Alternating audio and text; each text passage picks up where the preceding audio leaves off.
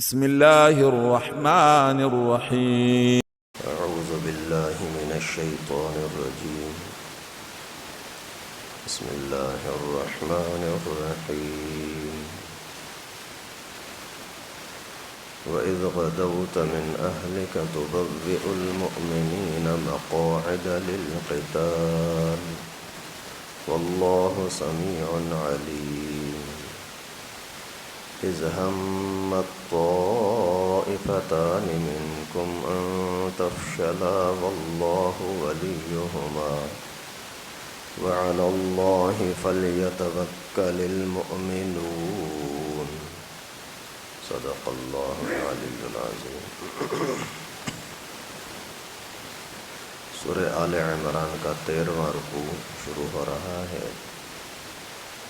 گزشتہ آیت مبارکہ میں اللہ رب العالمین نے اس بات کا حکم دیا کہ کسی بھی اسلام کے دشمن کو، کافر کو اپنا دوست نہ بناؤ. ان کی دشمنی کچھ تو ان کی زبانوں سے، ان کے منہ سے ظاہر ہو چکی ہے، لیکن ان کے دل میں جو بغض ہے اور نفرت، دشمنی ہے، وہ بڑی خطرناک ہے. اس وجہ سے ان کے ساتھ کبھی بھی آپ دوستی نہ رکھو. آپ کو اگر کوئی ذرا سی خوشی ملتی ہے تو ان کو تکلیف ہوتی ہے. آپ کو اگر کچھ بھی تکلیف ملتی ہو تو وہ بڑے خوش ہوتے ہیں. ایسے دشمنوں کے ساتھ دوستی اور ان کے ساتھ محبت یہ ایمان کے تقاضے کے خلاف ہے. اور پھر اس بات کو بھی اللہ تعالیٰ نے بیان فرما دیا کہ اگر آپ ان کے ساتھ دوستی توڑو گے، ان کی باتوں میں نہیں آؤ گے، تو وہ آپ کو نقصان دینے کی بہت کوشش کریں گے، لیکن آپ پرواہ نہ کرنا. اگر آپ اللہ کی ذات پر بھروسہ رکھتے ہو، صبر کے ساتھ ڈٹے رہتے ہو، ان کی سازشیں آپ کو کچھ بھی نقصان نہیں دیں گی. اس کے بعد پھر ابھی جو آیت میں نے آپ کے سامنے تلاوت کی، یہ مسلسل اللہ رب العالمین نے دو واقعوں کی طرف توجہ دلائی. ایک احد کا واقعہ اور ایک بدر کا واقعہ. پہلے احد کا واقعہ کا تھوڑا سا اشارہ فرمایا، پھر آگے بدر کا واقعہ کچھ تفصیل کے ساتھ بیان کیا. آگے تفصیل کے ساتھ الگ آئے گا. تو ان دونوں واقعات کے ذریعے سے اللہ تعالیٰ نے اپنی قدرت بتلائی کہ فتح یا شکست کا تعلق ظاہری طاقت کے ساتھ نہیں ہے، اللہ کی مدد کے ساتھ ہے. احد کے اندر تم بدر کے مقابلے میں زیادہ تھے اور تمہارے لیے یہ میدان قریب تھا، اور اس کے باوجود آپ کو شکست ہوئی. بدر کے میدان آپ سے دور تھا اور آپ کی تیاری بالکل نہیں تھی، اور دشمن احد کے مقابلے میں کم تھا، لیکن اللہ رب العالمین نے آپ کو کتنی بڑی فتح عطا فرمائی. اس وجہ سے آپ کافروں کی دوستی کی طرف توجہ نہ کرو، فتح یا شکست کی طرف توجہ نہ کرو. آپ اللہ رب العالمین کی قدرت اور اللہ کی ذات پر بھروسہ رکھو. تو یہاں اللہ رب العالمین فرمایا وَإِذْ غَدَوْتَ مِنْ أَهْلِكَ تُبَوِّئُ الْمُؤْمِنِينَ مَقَاعِدَ لِلْقِتَالِ.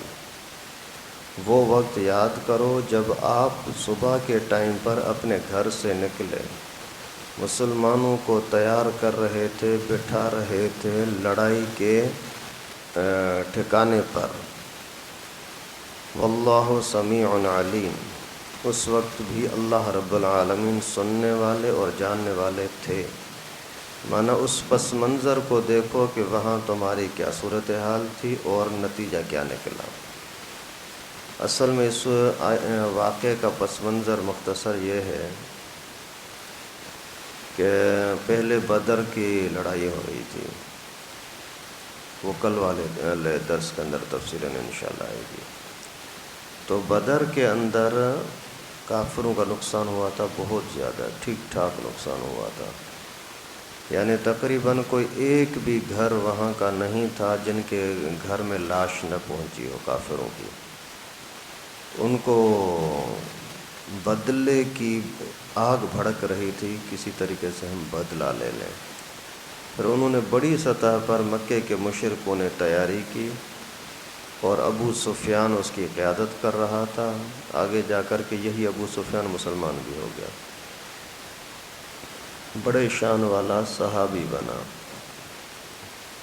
تو یہ ابو سفیان اس کی قیادت کر رہا تھا، مکے کے گھر گھر میں جا کر کے لوگوں کو تیار کیا کہ بھائی اتنا بڑا ہمارے ساتھ ظلم ہو گیا ہے۔ ابو جہل مارا گیا، صدمے میں ابو لہب مارا گیا، اور بہت سارے ہمارے شیبہ عتبہ ولید والے مارے گئے۔ اس وجہ سے ابھی بھی اگر ہم خاموش بیٹھیں تو اسی سے ہمارے لیے مر جانا اچھا ہے۔ اسی طریقے سے تقریریں کرتا رہا، لوگوں کے مجمعوں میں جا کر کے اسلام کے خلاف لوگوں کو بھڑکاتا رہا۔ 3000 بندوں کا لشکر تیار ہو گیا۔ 3000 بڑی تعداد ہے۔ یہاں اگر کسی موقع پر بولتے ہیں چلو بھائی ختم نبوت کا جلسہ اسی کے لیے چلتے ہیں، تو 300 بھی نہیں نکلتے۔ 30 بندے بھی بڑی مشکل سے نکلتے ہیں۔ اور وہاں مرنے مارنے کے لیے کافر، اسلام کو مٹانے کے لیے 3000 بندے اکٹھے ہو گئے۔ اور پھر بولے کہ جتنا بھی آپ کے گھروں کے اندر پیسہ ہے، جتنا تجارت کے اندر کمایا ہے، وہ سارا کا سارا مال لگاؤ تاکہ چلیں اور محمد کو مٹا دیں، نعوذ باللہ۔ پھر یہ تیاری کر کے نکل کر کے آئے، جب قریب پہنچے مدینے کے، کہاں مکہ کہاں مدینہ، یعنی 450 کلومیٹر دور کا سفر کر کے یہاں اسلام کو نقصان پہنچانے کے لیے آئے۔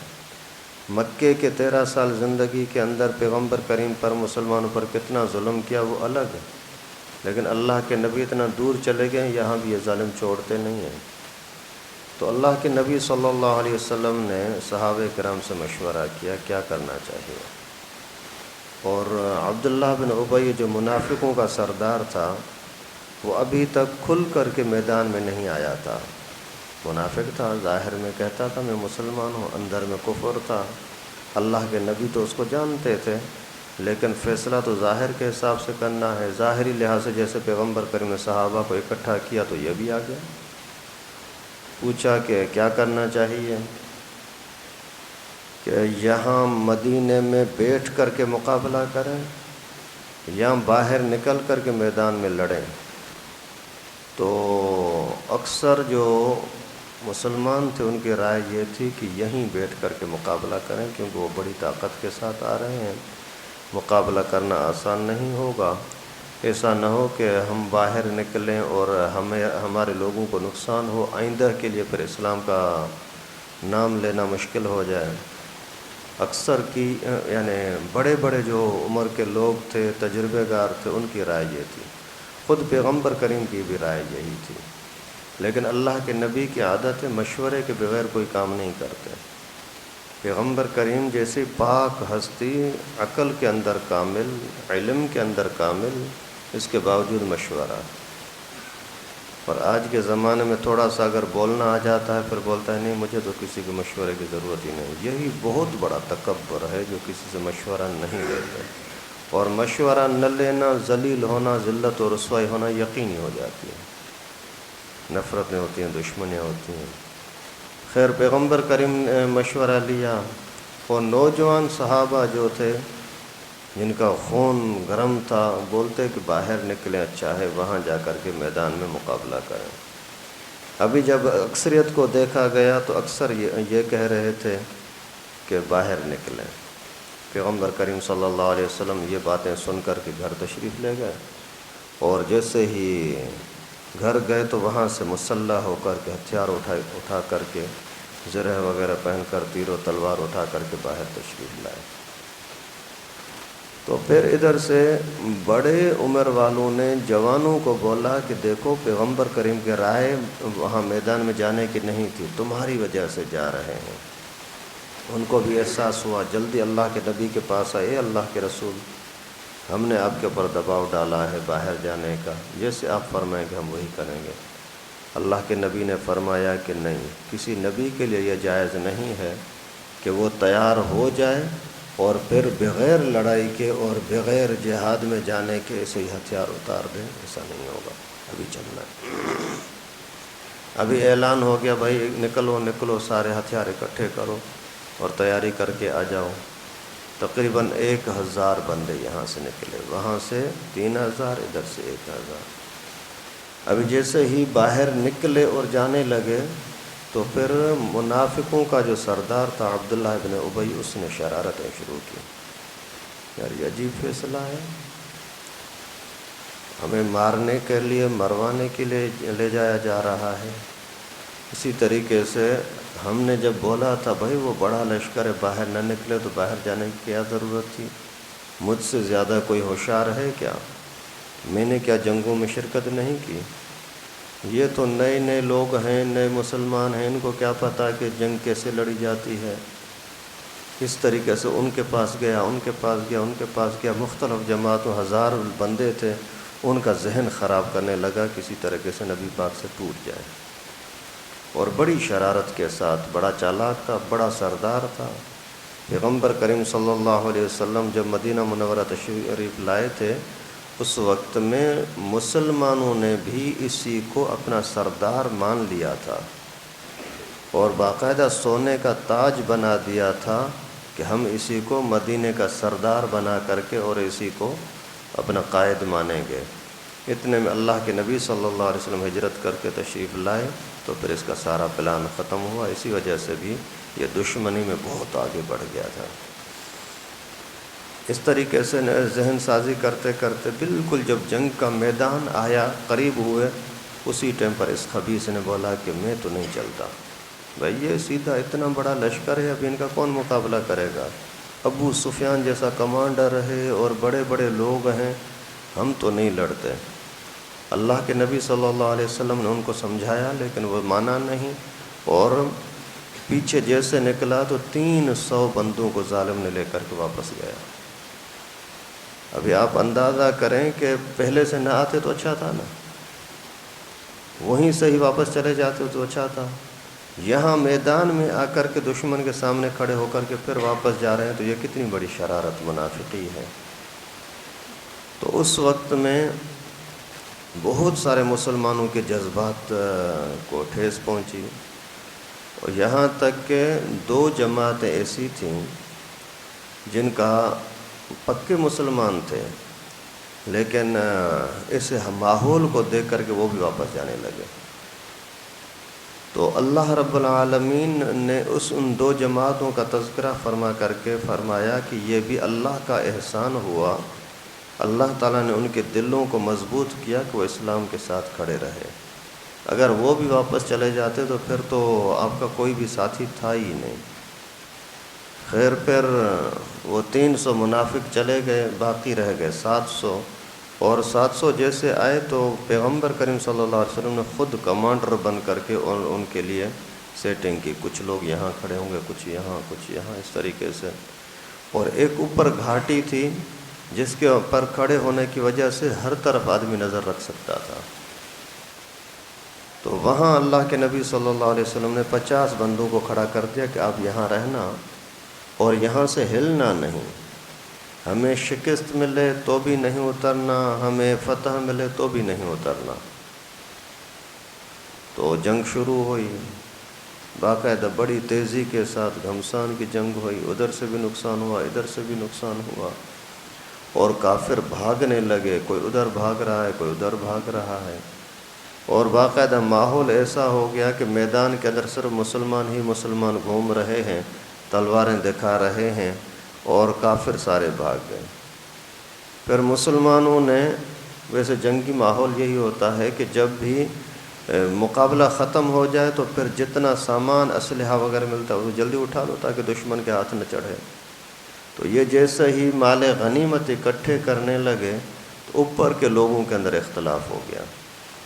ان میں سے اکثر نے بولا کہ چلو چلتے ہیں، جنگ ختم ہو گئی، ابھی میدان صاف ہو گیا، ابھی اترتے ہیں، اپنے ساتھیوں کے پاس پہنچتے ہیں۔ اور کچھ صحابہ نے بولا کہ نہیں نیچے جانا اچھا نہیں ہے، کیونکہ ہمیں یہاں رہنے کا حکم ہے، یہیں رہیں گے اور نیچے نہیں اترنا۔ آخر اسی بحث مباحثے کے دوران جنگی ماحول بھی تھا، آخر 40 بندے وہاں سے اتر کر کے نیچے چلے گئے۔ تو وہ کافر دور دور سے ادھر ادھر سے دیکھ رہے تھے کہ اوپر چوٹی پر بندے بہت کم ہیں، انہوں نے پیچھے سے آ کر کے حملہ کیا۔ جیسے حملہ کیا تو وہ 10 کے 10 بیچارے شہید ہو گئے۔ جیسے شہید ہوئے تو ابھی یہ اہم ترین پوائنٹ تھی جس کی وجہ سے مسلمان ہر طرف نظر رکھ رہے تھے، ابھی اسی پر قبضہ ہو گیا کافروں کا۔ ابھی وہاں سے جو انہوں نے تیر و تلوار شروع کی تو اتنا نقصان ہوا، تقریباً 70 صحابہ ہمارے شہید ہو گئے، خود رسول اللہ صلی اللہ علیہ وسلم زخمی ہوئے، اور پیغمبر کریم صلی اللہ علیہ وسلم کا خون بہا، خود کے اندر زخم ہوئے، یعنی خود کی نوکیں پیغمبر کریم کے سر مبارک میں رخساروں میں چبھ گئیں، دانت مبارک شہید ہوئے، اتنے قدر خون بہا کہ اللہ کے نبی کو چلنے کی بھی ہمت نہیں تھی، جا کر کے نیچے بیٹھ گئے۔ پھر جیسے نیچے اللہ کے نبی بیٹھے تو کسی دشمن کی نظر پڑی، اسی نے اعلان کر دیا کہ نبی فوت ہو گیا۔ اس کی وجہ سے پھر صحابہ کرام پر اور عجیب حالت طاری ہوئی، اور کافر شور مچانے لگے کہ پیغمبر کریم چلا گیا۔ صحابہ کرام بھی بھگدڑ میں آ گئے، کوئی کہیں جا رہا ہے، کوئی کہیں جا رہا ہے کہ ابھی کیا ہوگا۔ اللہ کے نبی کے ساتھ ہم تھے اور پیغمبر کریم ہی نہیں رہے تو ہم کیا کریں ابھی۔ اتنے میں جو خبیث قسم کے کافر تھے وہ پھر پیغمبر کریم صلی اللہ علیہ وسلم کو دیکھنے کے لیے آئے کہ واقعی فوت ہوئے ہیں تو ٹھیک، نہیں تو پھر ہم جا کر کے حملہ کریں۔ وہاں پھر صحابہ کرام کی بڑی بڑی قربانیاں کہ پیغمبر کریم کے اوپر آ کر کے صحابہ کھڑے ہو گئے، پیچھے سے تیروں کی بارش چل رہی ہے، لیکن اس کے باوجود یہ ہٹ نہیں رہے کہ اللہ کے نبی کو کوئی نقصان نہ ہو جائے۔ اور اسی موقع پر وہ زماد کا واقعہ آیا کہ اسی نے پیغمبر کریم کی حفاظت کے اندر کھڑا تھا، وہاں سے تیر برس رہے تھے، اتنے میں وہ جا کر کے نیچے گرا، ایسی جگہ کے اوپر گرا کہ اسی کا منہ پیغمبر کریم صلی اللہ علیہ وسلم کے قدموں کے قریب تھا۔ تو اللہ کے نبی صلی اللہ علیہ وسلم نے لوگوں کو بولا اس کو ادھر میرے قریب کرو۔ جیسے ہی اس کو قریب کرنے کے لیے تھوڑا سا آگے کیا، اسی نے اللہ کے نبی کو اس حالت کے اندر قدم مبارک کو چوما اور اسی ٹائم پر جان دے دی۔ تو خیر یہ بہت تفصیلی واقعہ ہے، وہ سیرت کے واقعات کے اندر میں نے تفصیل کے ساتھ آپ کو بتایا بھی تھا۔ تو اس منظر کے اندر مسلمانوں کو پھر بہت زیادہ نقصان ہوا، اور پھر اللہ کی قدرت، ان کافروں نے اتنا نقصان دینے کے باوجود ہمارے لوگوں کو قید نہ کر سکے، ہمارا سامان نہ اٹھا سکے، ان کے خود حوصلہ باختہ ہو گیا کہ ابھی کرنا کیا ہے۔ تو اس پس منظر کا، اس واقعے کا اللہ رب العالمین نے بیان فرمایا، اشارہ فرمایا کہ دیکھو اس موقع پر پہلے کے مقابلے میں آپ کے پاس طاقت زیادہ تھی لیکن آپ کو فتح نہ ملی، اور آگے جو کل واقعہ آئے گا انشاءاللہ غزوہ بدر، اس میں آپ کے پاس تعداد کم تھی، ہتھیار کم تھے، طاقت کم تھی، لیکن اللہ تعالیٰ نے آپ کو فتح دی۔ اس وجہ سے ہمیشہ فتح یا شکست کو اپنی طاقت کو نہ دیکھا کرے، اللہ تعالیٰ کی مدد کو دیکھا کرے۔ آج کل بھی یہ جو مسلمان رسوا ہو رہے ہیں نا، عربوں کی تعداد میں مسلمان ہیں 2 ارب سے زیادہ ہے، تقریباً 2.5-3 ارب لوگ ہیں۔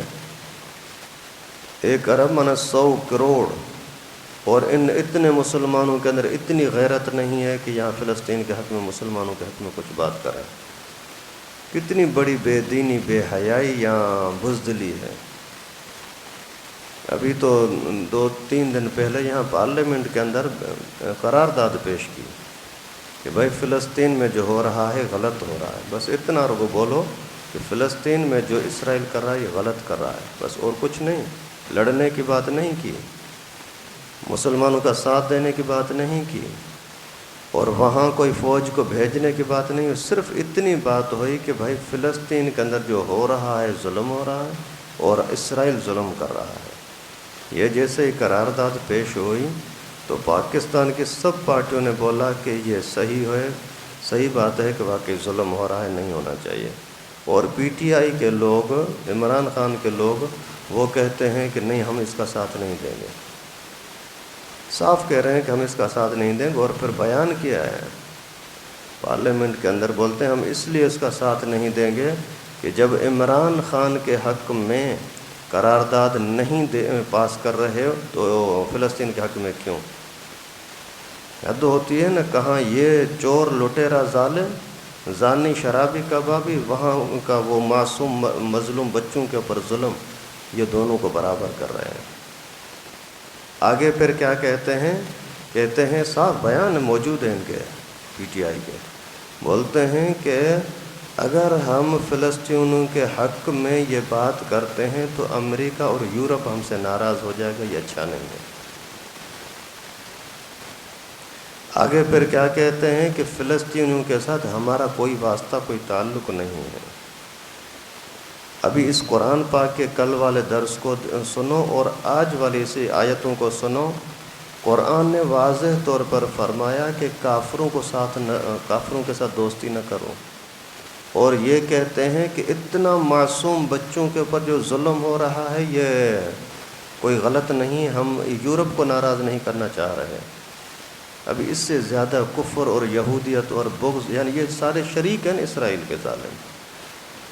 اللہ تعالیٰ اسرائیل کو اور ان کی حمایت کرنے والوں کو تباہ و برباد کرے۔ اللہ تعالیٰ کافروں سے اور منافقوں سے اسلام کو بچائے۔ تو اللہ تعالیٰ فرماتے ہیں وَإِذْ غَدَوْتَ مِنْ أَهْلِكَ تُبَوِّئُ الْمُؤْمِنِينَ مَقَاعِدَ لِلْقِتَالِ، وہ وقت یاد کرو جب آپ گھر سے نکلے تھے، مسلمانوں کو ٹھکانوں پر لڑائی کے لیے بٹھا رہے تھے۔ وَاللَّهُ سَمِيعٌ عَلِيمٌ، اللہ رب العالمین سننے جاننے والے ہیں۔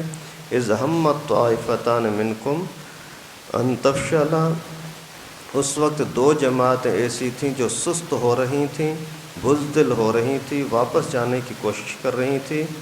واللہ ولیہما، اللہ تعالیٰ ان کا مددگار ہے۔ ابھی اسی آیت کے اترنے پر وہی یعنی لوگ کہہ رہے تھے کہ ہمیں بہت بڑی خوشی ہے اس بات پر کہ اللہ رب العالمین نے ہمارے لیے بولا کہ اللہ ولیہما، اللہ ان کا دوست ہے۔ اللہ تعالیٰ نے ہمیں پیچھے جانے سے روکا اور اللہ ہمارا ولی ہے، یہ اعلان کیا۔ اس سے بڑی خوش قسمت ہماری اور کیا ہو سکتی ہے؟ وعلی اللہ فلیتوکل المؤمنون، اللہ کی ذات پر توکل رکھیں مومن لوگ۔ مومنوں کے اوپر لازم ہے کہ وہ توکل اللہ کی ذات پر رکھیں، بھروسہ اللہ کی ذات پر رکھیں، نفع نقصان کا مالک اللہ کی ذات کو رکھیں۔ دنیاوی حالات کو چھوڑو، امریکہ ناراض ہوتا ہے، برطانیہ ناراض ہوتا ہے، فرانس ناراض ہوتا ہے، اسرائیل ناراض ہوتا ہے، لعنت کرو ان ظالموں کے طاقت پر۔ آپ اللہ کی ذات پر بھروسہ کر کے نکلو۔ کل کسی بزرگ کا بیان سنا، وہ فرما رہے تھے یہ ذمہ داری فوج کی ہے، وہاں جا کر کے ساتھ دے دیں۔ اگر تمہارے اندر اتنی غیرت نہیں ہے تو مہربانی کرو ہمیں کسی جہازوں میں بھیج دو، وہاں جا کر کے وہاں کم از کم عزت کی موت مریں گے تو صحیح۔ یہ سنیں گے تو نہیں روزانہ کہ بھائی آج بھی معصوم بچے کو ذبح کیا، آج بھی ہماری کسی عورت کو انہوں نے ظالموں نے اپنے درندگی کا نشانہ بنایا۔ اللہ تعالیٰ ان بے غیرت مسلمانوں کو غیرت نصیب فرمائے۔ اللہ رب العالمین ان کافروں کو تباہ و برباد فرمائے۔ وآخر دعوانا ان الحمدللہ۔